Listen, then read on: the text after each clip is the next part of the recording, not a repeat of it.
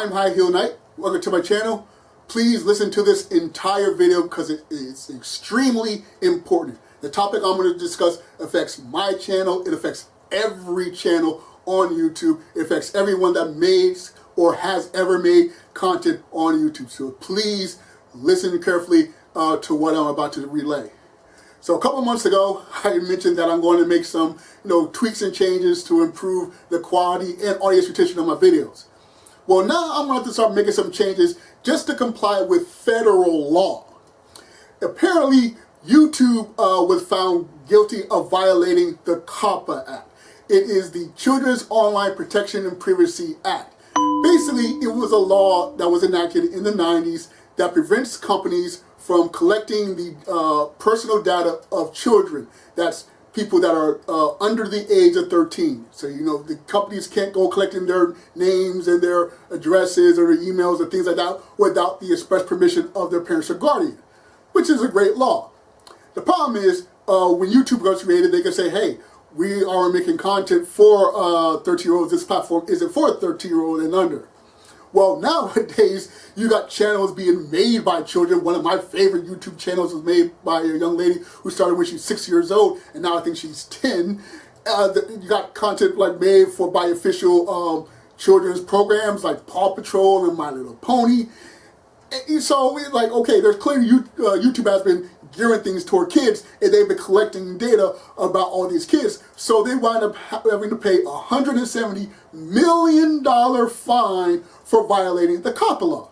All right, fine, that's on them. But you think that'd be the innovative and just makes the quick changes? Well, no, they're not making just some simple changes, YouTube. They're making drastic changes, and now they're putting the burden of compliance onto creators. Basically, we creators have to go through our videos and our channel and to mark whether it's for kids, that is geared toward an audience of under 13, or not for kids 13 and up. Which sounds fine, but unless you're a channel that's distinctly for kids, like you're the official Paw Patrol channel, or you're a channel made by a 10-year-old, a 5-year-old, an 8-year-old, whatever like that, it gets very vague about what's for kids, because it's not just the topic, it's just what's in the video itself. A lot of folks like myself, we love using things like cartoonish imagery and whimsical music and silliness, things like that. We love playing video games. We love collecting toys. There's a whole group of people called AFOL, that stands for Adult Fans of Legos. They're grown folks that collect Legos and build sets and present their sets online. Train collectors, vintage toy collectors and things like that.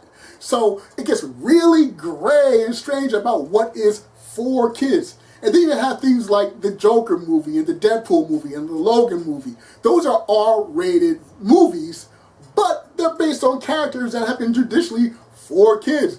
On lunchboxes, in toys and action figures and in games and things like that. Those characters have been traditionally for kids. So now is anything that's related to them could be marked for kids? According to the incredibly vague rules, yeah. And the real problem is, another problem is, if you market things for kids, then your revenue pretty much goes away because they're not going to allow personalized ads. That doesn't affect me. I got barely over 100 subscribers, but comments will be disabled. Videos won't be able to search on YouTube. It's like they can exist, but they'll make it practically impossible to promote them or people to acknowledge them. Even the notification bell will no longer work. So if you're subscribed to something like Paw Patrol, if you're subscribed to something that's like related to Nickelodeon, and you click notification bell, those notifications aren't going to come on anymore. Or maybe I'm subscribed to DC Superhero Girl, so maybe if I want to watch the video where Batgirl and Harley Quinn were fighting over buying the last comic book, I'd have to, I guess, go to their channel and go through all their videos and hopefully find that specific episode, because I won't be able to just click in the search and find it.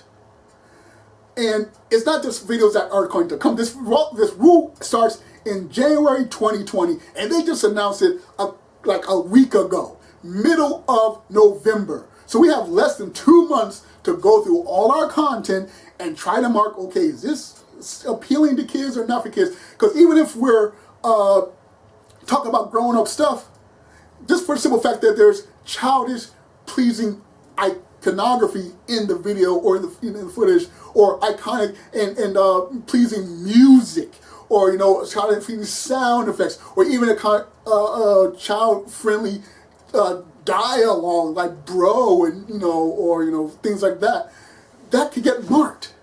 So my video that I made about President Trump's inauguration, even though it's about politics, it could wind up getting marked because I got freaking my Wonder Woman and Superman pillows in the background. It's incredibly vague.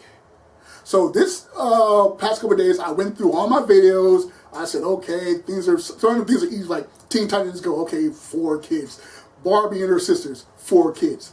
But again, those gray areas about superheroes or Star Wars and things like that, like, what should I do? And heck, even if the video itself is clearly about something grown up, for the simple fact, I now have to go through 54 of my thumbnails because Speedy Gonzales or Winnie the Pooh are in the thumbnails. So even though I'm talking about Bloodfest, even though I'm talking about Midsummer, even though I'm talking about something that has a lot of violence or gore or definitely R-rated mature, for simple fact, I was using like Winnie the Pooh and Speedy Gonzales in my thumbnails. Those are like, childish, appealing imagery. I gotta take that stuff down. I gotta quickly redo 54 thumbnails.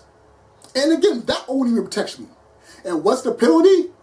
Up to $42,000 per episode, and your channel could automatically be taken down. Up to $47 per video.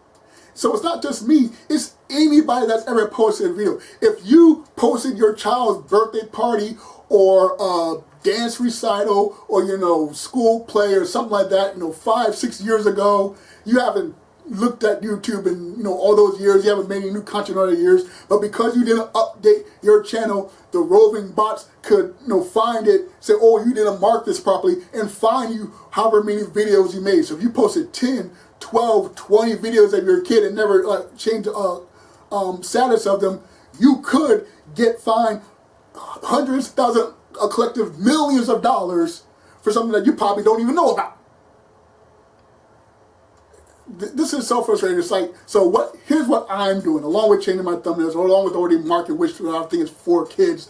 I'm not going to cover any PG or G-rated content until next year.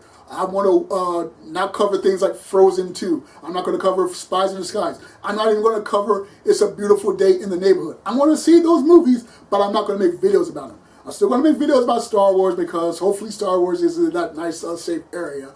But still, not until 2020, I'm going to see where things go and how things lie. And if I get fined or something like that, then that's pretty much the end. Because I can't deal with this type of headache. I got into this because I was ill, and every year I get a little bit more ill, but this was some type of outlet for me to still be creative, and hopefully if something tragic happened to me, at least I have something to last and my family look back on and things like that.